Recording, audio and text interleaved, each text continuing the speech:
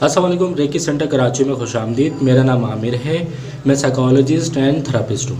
आज का टॉपिक बहुत इंपॉर्टेंट है उन वालिदैन के लिए जो अपनी बात, कोई भी रूल गाइडनेस बच्चों के अंदर मुंतकिल करना चाहते हैं, यानी उनकी तरबियत में कोई चीज़ शामिल करना चाहते हैं। तो 4 ऐसी कौन सी चीज़ें हैं जिसको आप समझते हुए बच्चों के अंदर बहुत अच्छे तरीके से कोई भी मैसेज उनके अंदर कन्वे कर सकते हैं।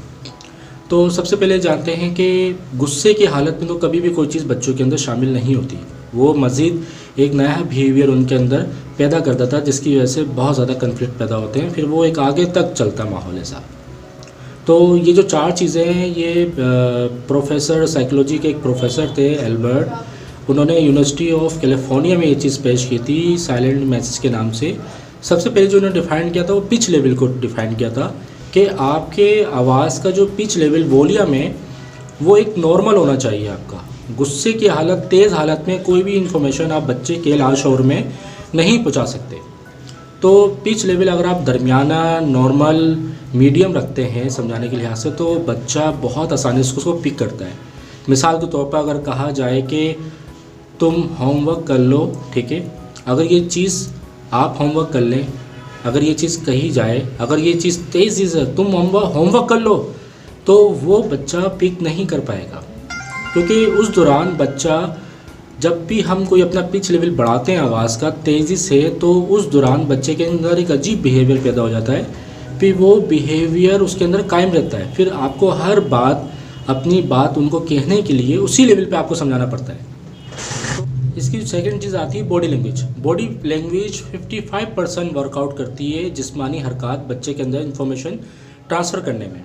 इसकी जो थर्ड चीज़ आती है वो आती है हमारी वर्ड्स, अल्फाज, कम्युनिकेशन, वो 7% वर्कआउट करती है बच्चे के अंदर इंफॉर्मेशन फराहम करने में। और जो चौथी आखिरी चीज़ आती है वो आती है आपकी टून, लबो लहजा कैसा आपका लबो लहजा बहुत अहमियत फराहम करता है बच्चे के अंदर इंफॉर्मेशन को ट्रांसफ़र करने में, क्योंकि बच्चा लाशौर तौर पर आराम और नॉर्मल आवाज़ को एक्सेप्ट करता है।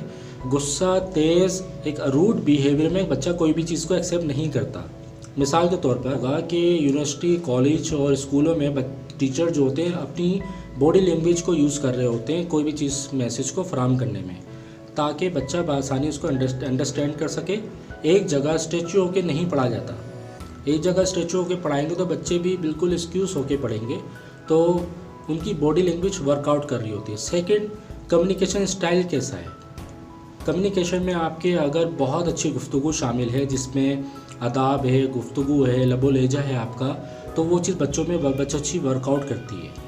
इसी तरीके से आप कोई भी बात अगर आप कह रहे हैं बच्चे को, तो कोशिश करें बच्चों के साथ आई कांटेक्ट अपना वाज़े तौर पर रखें। उस दौरान मजाक मत करें, ना हंसें, ना हल्की हल्की स्माइल ना करें।